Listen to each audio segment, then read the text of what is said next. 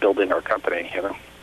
It sounds good, and he talked about when he was running for president about we're going to be the leader in the new vehicles, the green vehicles that are going to be alternative fuels, and we're going to manufacture them right here, and we're going to sell them around the globe, and there'll be a new industry, and everybody's going to have a new green job, and it sounds great, and we can say amen to that because we're tired of driving these old combustible engines, and where is the new technology? But then it comes out this week that he put a kibosh on the hydrogen car, right? Which was our green car of the future. Mm-hmm. I mean, people have been working on hydrogen fuel cells for, seriously for well over a decade now. And invested lots of money. The car companies themselves have been footing the biggest part of the bill, developing hydrogen. And then he comes out and cuts the budget. So Yeah. no more government money for hydrogen. Yeah. U.S. Department of Energy cuts $100 million from the hydrogen fuel cell program in the fiscal year 2010, and they were developing that right in New Jersey, right? Yay, Somerset, New Jersey. Go yeah. New Jersey. Well, they're going to go to the unemployment line, I guess. More people in unemployment. That's what we need. That's pretty much putting the kibosh on any idea of us having hydrogen fuel. And there's already some stations that have hydrogen fuel for cars, right? Yeah, there are. There's a few, And, had they kept developing it, then, there would have been a possibility of, integrating that into the current infrastructure. You could have gas stations and start having hydrogen available, too. Yeah. The biggest problem is the infrastructure. It does have to get built out, and anything other than gasoline, or diesel, oil-based products, anything, electric cars, hydrogen cars, anything, it's going to take a minimum of 20 years to build an infrastructure where we could probably even switch half the vehicles in the country or the world over to that. But this isn't even making an attempt at it. This is putting a death knell in it, saying, well, this is not a consideration, and we're going to end the program. This just sets the whole thing back. Who knows, maybe in 8 years when the next administration comes in. Mm-hmm. I don't think it'll be in 4. No. In 8 years, maybe the next administration will want to start it again. But, it's like any other program. It's once your research goes down the toilet or all gets mothballed, you've got to start up, and it'll take years just to get back to where we are today.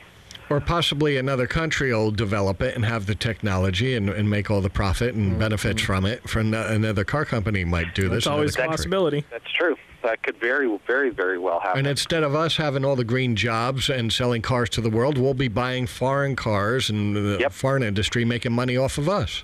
Yeah, somebody else could come out with it. Which is contrary to everything he said. It's absolutely the opposite. He speaks one thing and then does something else. It's the American way of politics. And another story hit this week about another alternative car that we've been talking about, Tesla Motors, the first viable electric car. It goes 300 miles per charge. American company, built it right here in California. Yeah. It goes 300 miles per charge. It goes freeway speed, fabulous, cutting-edge, breakthrough technology. And we're thinking, well, this is it, okay? This will be the green industry. And you just plug it into a regular outlet. You don't need anything special. Plug it in your own garage. I mean, this is true genius. Yeah. They're backed up with orders through like October or November. Yeah, because they're doing it mom and pop style. They're a little startup company for the most part. Made to order. We knew what needed to be done with them. They needed to partner with a major auto industry manufacturer, and we thought this is it. Maybe Ford or GM. GM could really use this, and they could use their facilities to mass produce them and then sell them in their older outlets. And we read this week, Daimler signed them.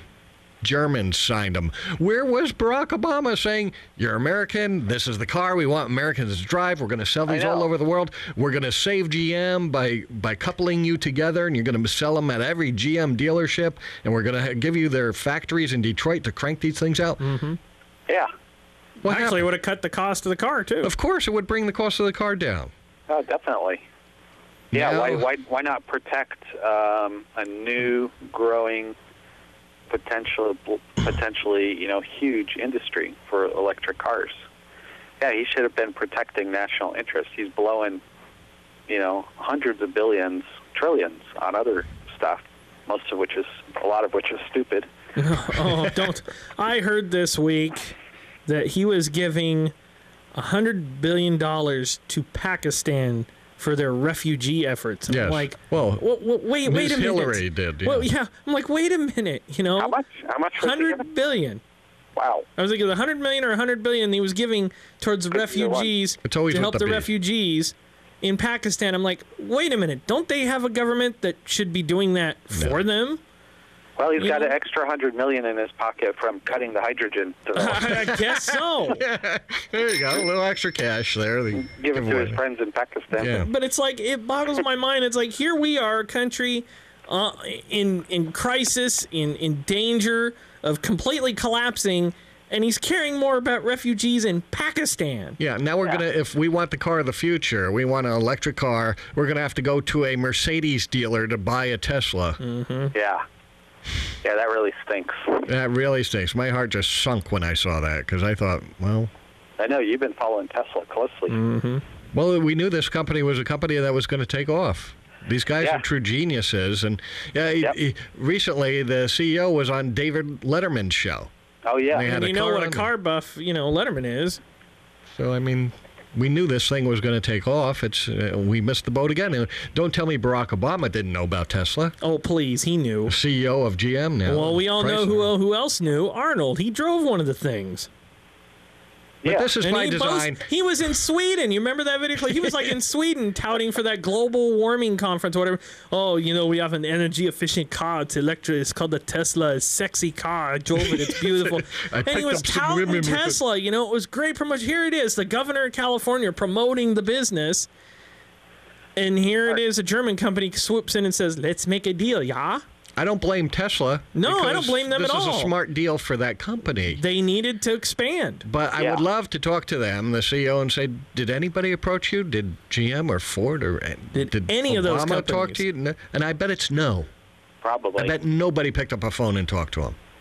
But the and Germans if did. they didn't, then somebody within the government, should have been instigating that and getting involved with it. Because certainly, other people knew. I mean, like you're saying with Arnold, I mean, this could become a thriving industry for California. Mm-hmm. And instead, they just let it walk out the door and go to the Germans. It's like, how about making a counteroffer? Where's Arnold and Baraki? Yeah, he's throwing around billions anyway. They offered Tesla $10 billion. Here's $10 billion. We're going to mass produce these things. Yeah, at least it stays in the U.S. Employment. It contributes to employment here. Get us A lot of away local from business. dependency on foreign oil, which he keeps talking about. But it's hypocrisy, isn't it? They're selling us a line. Total hypocrisy. I mean, basically, it's hard for me to imagine this, but it's happening right now.